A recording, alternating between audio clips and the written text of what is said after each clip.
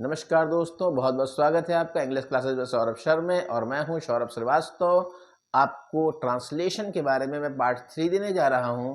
मैंने आपको ट्रांसलेशन के पार्ट 1 और पार्ट 2 की वीडियोस दे रखी है। अगर आपने नहीं देखा हो तो चैनल में जाकर के जरूर पार्ट 1 और पार्ट 2 की वीडियो देखें दोस्तों। चलिए ट्रांसलेशन के पार्ट 3 में मैं आपको क्या सिखाने जा रहा हूँ दोस्तों। मैं बहुत बेसिक से आपको क्लासेस दे रहा हूँ, जहाँ मैं हिंदी को इंग्लिश में कन्वर्ट करना सिखा रहा हूँ आपको। अब ट्रांसलेशन के पार्ट 3 में देखिए हमारे क्या हिस्से हैं। तो देखिए, जब हम ट्रांसलेट करते हैं तो आमतौर पर मैंने आपको समझा रखा है कि किसी भी ट्रांसलेशन को बनाते समय, किसी भी हिंदी को इंग्लिश में कन्वर्ट करते समय सबसे पहले हमें जिस चीज की जरूरत होती है वो होता है वाक्य का सब्जेक्ट दोस्तों।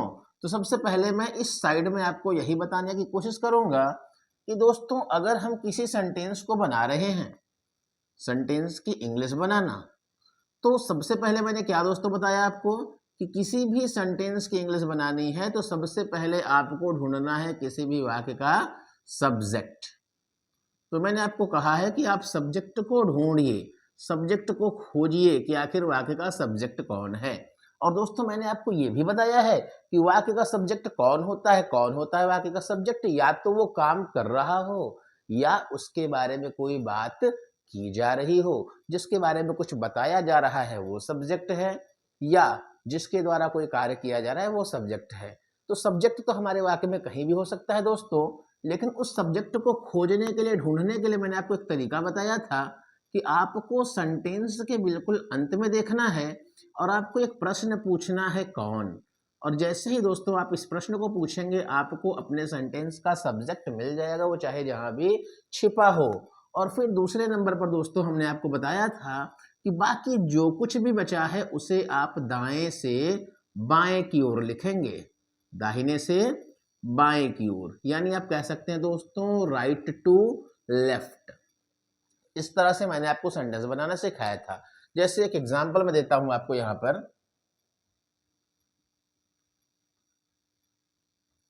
कि तुम्हारी बहन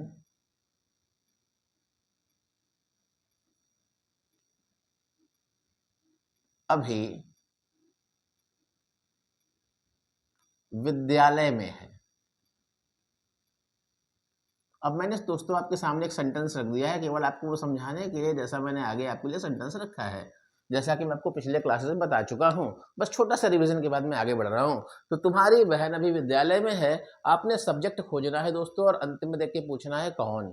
तो आपने अंत में देखा, अंत में लिखा है विद्यालय में है। प्रश्न पूछेंगे कौन विद्यालय में है, तो जवाब मिलता है तुम्हारी बहन। तो दोस्तों सबसे पहले आपको इस सब्जेक्ट की इंग्लिश लिख लेनी है। तो आपने लिख लेना है तुम्हारी बहन। तुम्हारी बहन को दोस्तों क्या कहेंगे?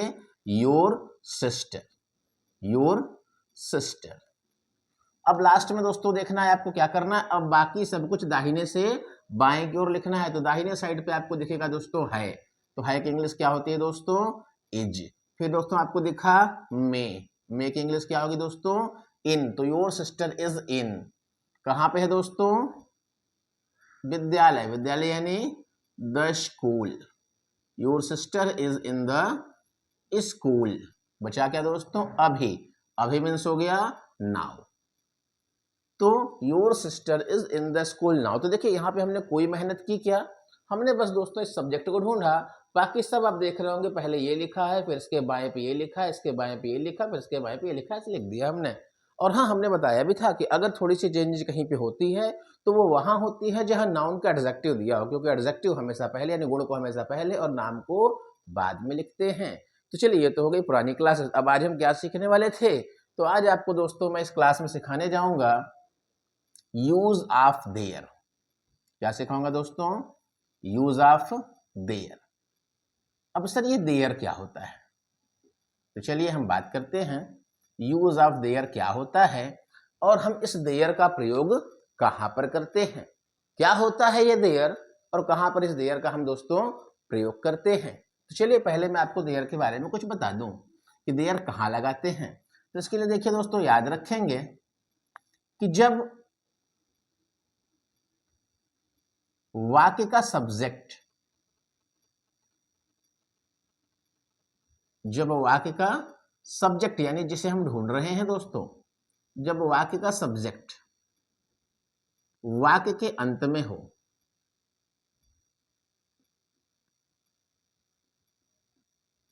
जब वाक्य का सब्जेक्ट दोस्तों वाक्य के अंत में हो या वाक्य का ऑब्जेक्ट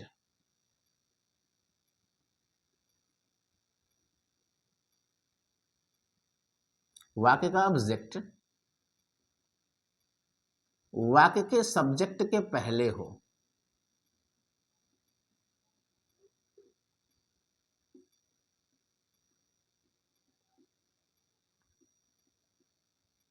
तो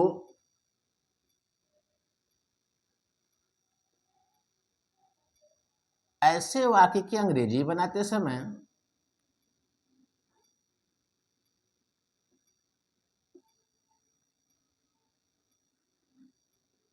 तो दोस्तों ऐसे वाक्य की अंग्रेजी बनाते समय सबसे पहले देयर लिखो, सबसे पहले देयर लिखो दोस्तों। अब क्यों लिखो इसके बारे में मैं आपको बता रहा हूं। अब दोस्तों जैसा कि हमने कहा सबसे पहले क्या लिखो, देयर लिखो।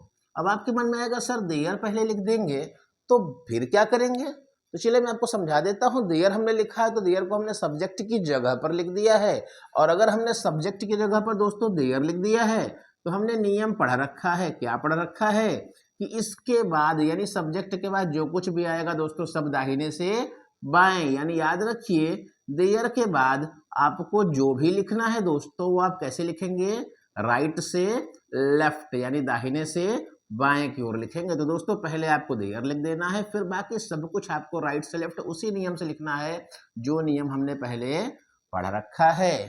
तो चलिए ये क्या बता रहे हैं सर, आपको बात मेरी समझ में नहीं आ रही है, क्या खिचड़िया बता रहे हैं, कैसा देयर, क्यों देयर पहले लिख देंगे, आखिर क्या बात है, क्यों लिख दे पहले हम, इसका रीजन क्या है, किस लॉजिक पे आप रख रहे हो सर। चलिए मैं लॉजिक समझाता हूं आपको। तो दोस्तों पहले यहां पर एक सेंटेंस देखते हैं। हमने कहा राम मेरा भाई है, राम मेरा भाई है। तो आपने कहा राम मेरा भाई है, ठीक है, तो सब्जेक्ट कौन है दोस्तों, सब्जेक्ट है राम। क्यों राम सब्जेक्ट है, मैंने कहा अंत में देखो पूछ लो कौन, तो कौन भाई है, राम। तो मैंने राम को सबसे पहले लिखा है दोस्तों।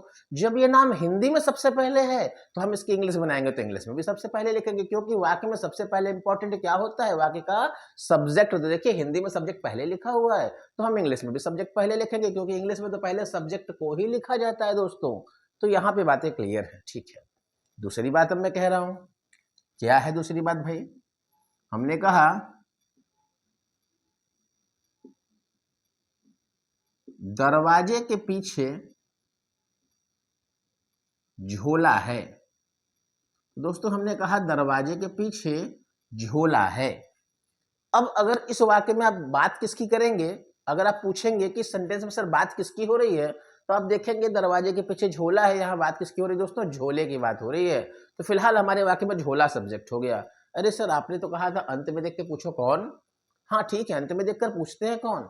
तो दरवाजे के पीछे झोला है, कौन है, झोला है। तो दोस्तों जब हमने कौन पूछा तो उस कौन का जवाब भी झोला ही मिल रहा है, यानी वाक्य का जो सब्जेक्ट है दोस्तों वो वाक्य के अंत में है। और जब किसी वाक्य का सब्जेक्ट वाक्य के अंत में हो तो ऐसे वाक्य की इंग्लिश बनाते समय दोस्तों सबसे पहले देयर लिखते हैं। तो सर देयर क्यों लिख दिया, क्योंकि जब हिंदी में ही सब्जेक्ट अंत में है तो इंग्लिश में आप शुरू में कैसे लिख देंगे, हिंदी ने इस सब्जेक्ट को प्रधानता न देकर इसे अंत में रख दिया है, इसलिए इसकी इंग्लिश बनाते समय भी दोस्तों हम देयर को शुरू में नहीं लिखते हैं, सॉरी देयर को शुरू में लिख देते हैं, क्योंकि सब्जेक्ट शुरू में नहीं है तो देयर को भी शुरू में रख देते हैं, सब्जेक्ट को शुरू में इंग्लिश में बनाते समय भी नहीं लिखते।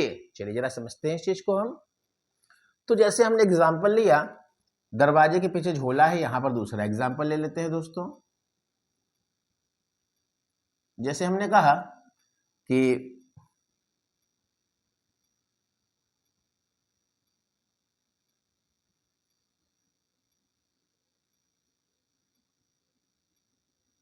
टोकरी में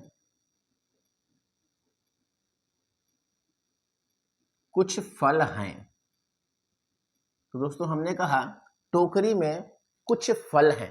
अब आप इस सेंटेंस को देख रहे होंगे टोकरी में कुछ फल हैं, तो प्रश्न कहता है कि टोकरी में कुछ फल हैं, तो हमने पूछा कि बात किसकी हो रही है, तो बात हो रही है कुछ फल की, तो वाकई में सब्जेक्ट हो गया कुछ फल। लेकिन अब आप कहेंगे सर सब्जेक्ट तो हम अंत में देखकर पूछते हैं कौन, तो चलिए वो कर लेते हैं। टोकरी में कुछ फल हैं, हमने अंत में देखा तो लिखा है कौन है, तो प्रश्न बना कुछ फल है, तो कौन है दोस्तों, कुछ फल हैं, तो ये कुछ फल क्या हो गए दोस्तों, वाक्य का सब्जेक्ट हो गया। अब अगर ये सब्जेक्ट हो गया तो हमें क्या करना है, हमें क्या करना है दोस्तों, बस कुछ नहीं करना है, सबसे पहले देयर लिख देना है, क्योंकि वाक्य में सब्जेक्ट है और ये सबसे पहले है, तो सबसे पहले हमने किसका प्रयोग करना है दोस्तों, देयर का करना है। तो चूंकि सब्जेक्ट अंत में है इसलिए हमने सबसे पहले दोस्तों किसे लिख दिया, हमने लिख दिया सबसे पहले देयर को, तो देयर को लिख दिया दोस्तों। अब क्या करना है, बाकी सब राइट से लेफ्ट, तो देखिए दोस्तों राइट पे क्या दिखाई दे रहा है, हैं की इंग्लिश दोस्तों क्या होती है, आर, देयर आर, ये प्लूरल यानी बहुवचन के साथ आर लगाते हैं, सिंगुलर यानी एक वचन के साथ इज लगाते हैं दोस्तों। तो यहाँ फल ढेर सारे हैं तो ये आर हो गया, देयर आर। अब सब्जेक्ट कौन था दोस्तों, कुछ फल, तो दोस्तों कुछ की इंग्लिश हो गई सम और फल के लिए हो गई फ्रूट्स, तो देयर आर सम फ्रूट्स, तो हमने लिख दिया दोस्तों देयर आर सम फ्रूट्स। अब क्या बचा दोस्तों, मे, फिर हम बाएं तरफ बढ़ रहे हैं, बाएं तरफ मे, और मे की इंग्लिश क्या हो गई दोस्तों, इन, तो देयर आर सम फ्रूट्स इन। अब किसकी बात होगी, टोकरी की बात होगी, तो टोकरी को हमने कह दिया इन द बास्केट, तो there are some fruits in the basket. तो यहाँ पे दोस्तों हमारा सेंटेंस तैयार हो गया, there are some fruits in the basket, टोकरी में कुछ आम है। मेरे अनुसार आपको ये बातें समझ में आ रही होंगी। चलिए हम और एग्जाम्पल देते हैं। हमने कहा किताब में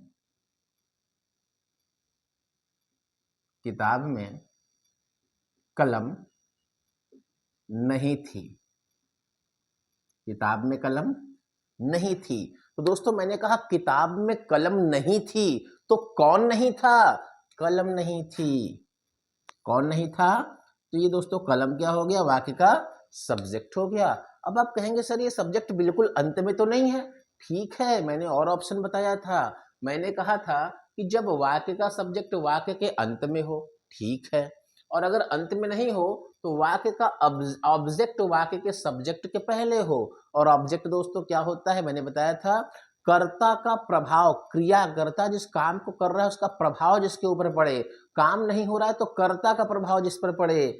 तो अब कलम कहाँ नहीं है, किताब में, तो किताब क्या है दोस्तों, ऑब्जेक्ट, और ऑब्जेक्ट कहाँ है, सब्जेक्ट के ठीक पहले है। फिलहाल इतनी मेहनत नहीं करनी है, आपको समझ लेना है कि सब्जेक्ट वाक्य के शुरू में नहीं है, ये अंत में है, ठीक है दोस्तों। अगर अंत में है तो सबसे पहले क्या करना है हमें दोस्तों, सबसे पहले हमें देयर लिख देना है, तो सबसे पहले हमने दोस्तों क्या लिख दिया, हमने लिख दिया सबसे पहले देयर, फिर हमने देखा लास्ट में हमें दिखाई दिया थी, और थी के लिए दोस्तों क्या हो गया, वाज, देयर वाज। नहीं दोस्तों, नहीं के लिए हम नो भी लगाते हैं, नॉट भी लगाते हैं, यहाँ नो लगाना ज्यादा सुंदर होगा, आप चाहो तो नॉट लगा सकते हो, तो देयर वाज नॉट, क्या नहीं है। अब इसके बाएं पे देखोगे दोस्तों तो आपको दिखाई देगा कलम, तो there was not any pen, there was not any pen या अ पेन। अगर आप लिखेंगे देयर वाज नो पेन तो यहाँ पे आपको नॉट और अ दोनों लगाने की आवश्यकता नहीं है, लेकिन अगर नॉट लगा देते हैं तो नॉट के साथ एनी ज्यादा सुलभ होता है, मैं इसके लिए अलग वीडियो बनाकर बताऊंगा कि क्यों ऐसा होता है। तो देयर वाज नो पेन या there was not any pen, कहाँ पर दोस्तों, किताब में। तो फिर आप देखेंगे पहले मे आ रहा है, तो मे की इंग्लिश क्या हो गई दोस्तों, इन, और फिर बात हो रही किताब की, तो किताब को दोस्तों क्या कहेंगे, द बुक, तो देयर वाज नॉट पेन या there was no pen in the book, यानी पुस्तक में कोई पेन नहीं थी। दोस्तों आपको लग रहा होगा कि यहाँ बुक के पहले द लगा है या बास्केट के पहले द लगा है, तो ऐसा क्यों लगा हुआ है, तो इसकी वीडियो मैंने बनाई है, ए एंड द आर्टिकल में आप जाकर इसे देखेंगे। जब किसी वस्तु के बारे में हम पहले से जानते हो तो उस वस्तु के पहले द का प्रयोग किया जाता है, अगर इसे न जानते होते, पहली बार इसकी बात की जाती तो हम इसके पहले अ का प्रयोग करते दोस्तों, जैसे यहाँ पेन के पहले मैं ए लगा रहा था, ठीक है दोस्तों। चलिए और एग्जाम्पल देखता हूँ।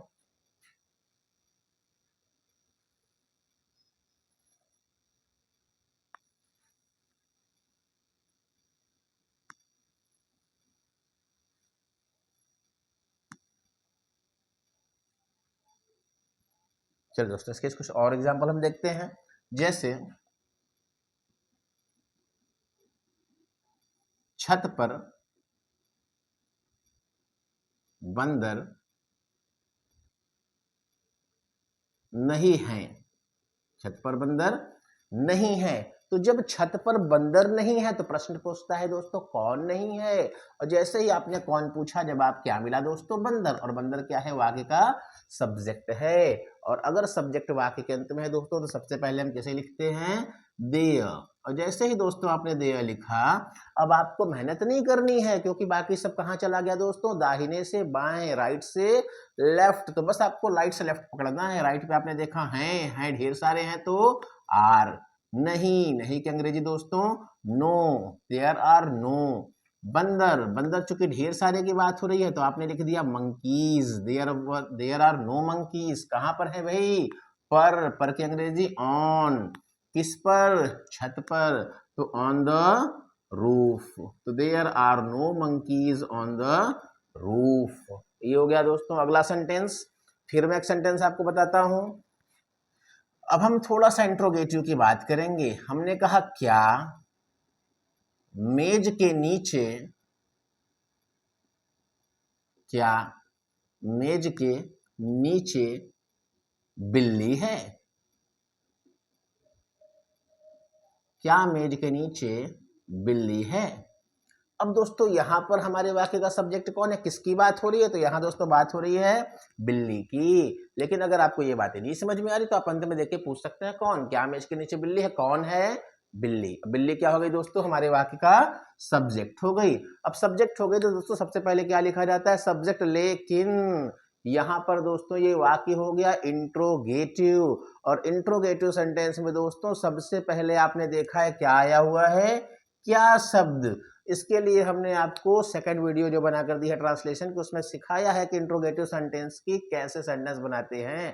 तो दोस्तों याद होगा, इसकी ट्रांसलेट करते समय अगर क्या शुरू में आ जाए तो हम इसकी अंग्रेजी नहीं लिखते हैं। इसकी जगह पर सबसे पहले किसे लिखते हैं दोस्तों, आखिरी वाले को, यानी हेल्पिंग वर्ब को। तो दोस्तों इस हेल्पिंग वर्ब को हम यहां से उठाएंगे और सबसे पहले इस क्या की जगह पर लिख देंगे दोस्तों, है कि इंग्लिश क्या होती है, इज। तो सबसे पहले दोस्तों आपने क्या लिख दिया, आपने लिख दिया इज। और जैसे ही इज लिख दिया, आप क्या की अंग्रेजी हमें लिखनी नहीं है। अब चूंकि हमारे वाक्य की लास्ट में क्या है दोस्तों, सब्जेक्ट। और अगर सब्जेक्ट हमारे वाक्य के लास्ट में हो, अंत में हो, तो सबसे पहले हम दोस्तों किसे लिखेंगे, देयर। तो हमने लिख दिया इज देयर। ठीक है दोस्तों, तो इज हो गया, देयर हो गया, जो बचा दाहिने से बाएं, इज देयर। अब किसकी बात हो रही दोस्तों, बिल्ली की। तो is there cat, is there cat. आप इसे एनी कैट भी लिख सकते हैं, इज देयर एनी कैट, क्या कोई बिल्ली है, या इज देयर अ कैट, क्या बिल्ली है, कहां पर, के नीचे। तो दोस्तों के नीचे की इंग्लिश होती है अंडर। तो इज देयर कैट अंडर, किसके अंडर, मेज। मेज को दोस्तों क्या कहेंगे, the table. Is there cat under the table. तो देखिए दोस्तों क्या हमने यहाँ कोई मेहनत की नहीं, बस देयर लिखने के बाद बाकी सब हमने क्या कर दिया दोस्तों, राइट टू लेफ्ट, दाहिने से बाएं। अगला दोस्तों सेंटेंस देखते हैं।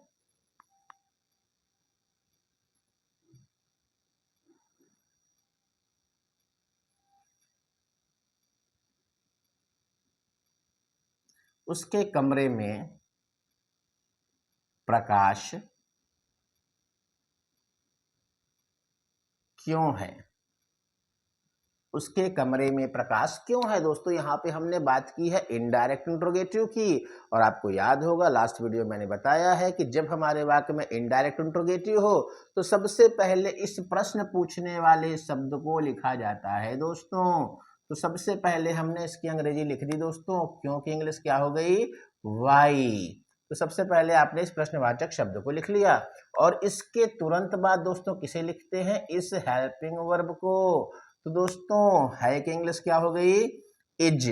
अब ये दोनों काम करने के बाद ही आप अपने सेंटेंस को बना सकते हैं। अगर आपके वाक्य में प्रश्न है दोस्तों तो ये हेल्पिंग वर्ब हमेशा पहले लिखी जाती है। ये प्रश्न आपने लिख दिया, इसके बाद आपने हेल्पिंग वर्ब लिख दी, जैसा कि हमने सेकंड वीडियो में पढ़ रखा है। अब अपने रूल को फॉलो करेंगे, हम लोग सब्जेक्ट को ढूंढेंगे। तो उसके कमरे में प्रकाश क्यों है, किसकी बात हो रही दोस्तों, प्रकाश की। प्रकाश क्या है, वाक्य का सब्जेक्ट है। अब चूंकि हमारे वाक्य में ये सब्जेक्ट है और सब्जेक्ट वाक्य के अंत में है, इसलिए दोस्तों आप सबसे पहले किसका प्रयोग करेंगे, सब्जेक्ट की जगह देयर का। तो why is there, why is there. अब जो बचा दोस्तों, देयर लगाने के बाद क्या करते हैं, राइट से लेफ्ट। तो आपने इसे लिख लिया था पहले ही, इसे भी लिख लिया था। अब राइट में क्या बचा, प्रकाश। प्रकाश की इंग्लिश दोस्तों क्या होगी, लाइट। तो वाई इज देयर लाइट। फिर दोस्तों क्या आया, मे की इंग्लिश दोस्तों क्या होगी, इन।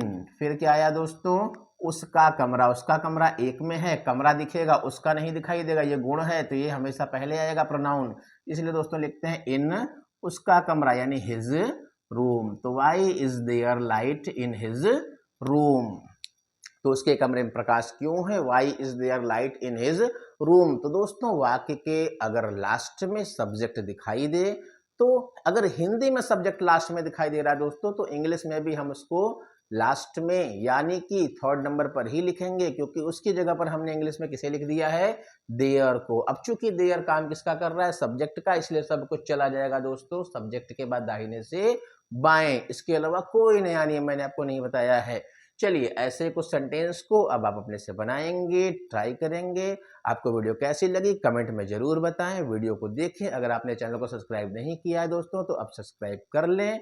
मैं ऐसे ही प्यारी वीडियोस आपको देता रहूंगा ताकि आप बेसिक से इंग्लिश सीख सकें, और हर प्रकार से मैं आपकी हेल्प करता रहूंगा। Thanks a lot for watching my videos and good night दोस्तों।